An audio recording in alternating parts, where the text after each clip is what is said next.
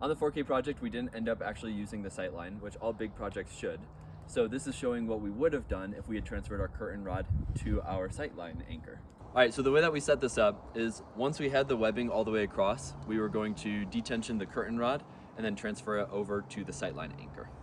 To do that, we ran a rope from the sightline anchor all the way along the cliff edge to the curtain rod anchor and clipped it off to our connection point. No, that's the connection point after the soft release so that we can pull in the rope over to the sightline.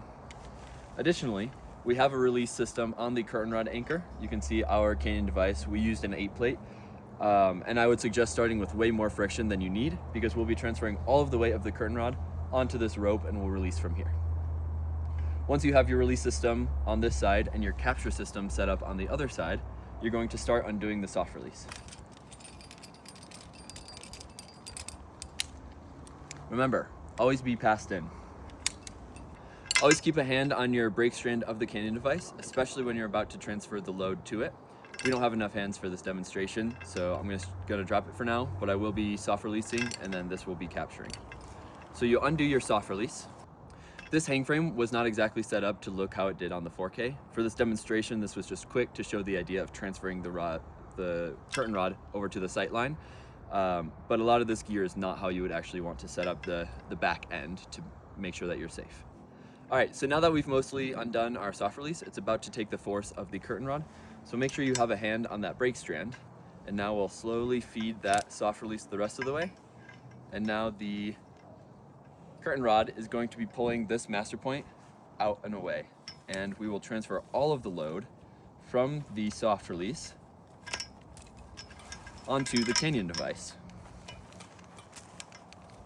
Now the only thing attaching it to the anchor is this rope. While still passed in, you're going to slowly release this, and because we're on a short setup, there actually isn't that much tension, so I'm going to help feed.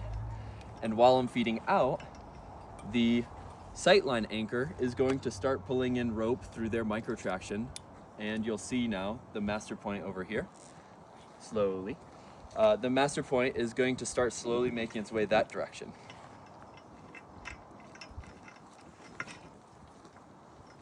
And he's going to keep pulling slowly.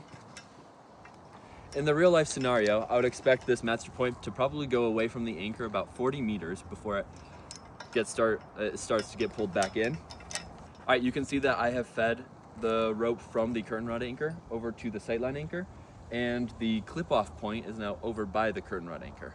Let's go over there and see how we clip that off.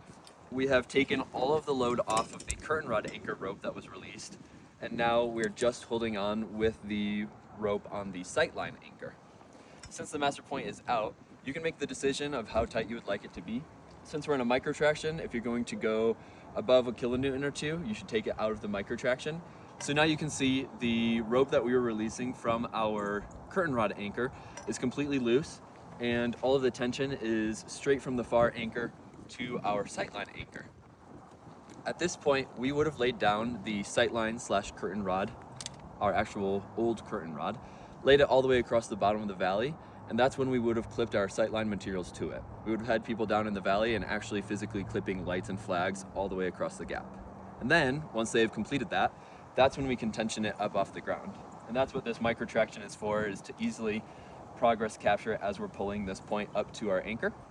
And if you're going to go above a kilonewton or two, which I suspect you would probably need for a gap this big, I'm not sure because we didn't get there, you would want to take it out of the micro traction and into a real capture system, because micro tractions will ruin your rope after you get to a few kilonewtons.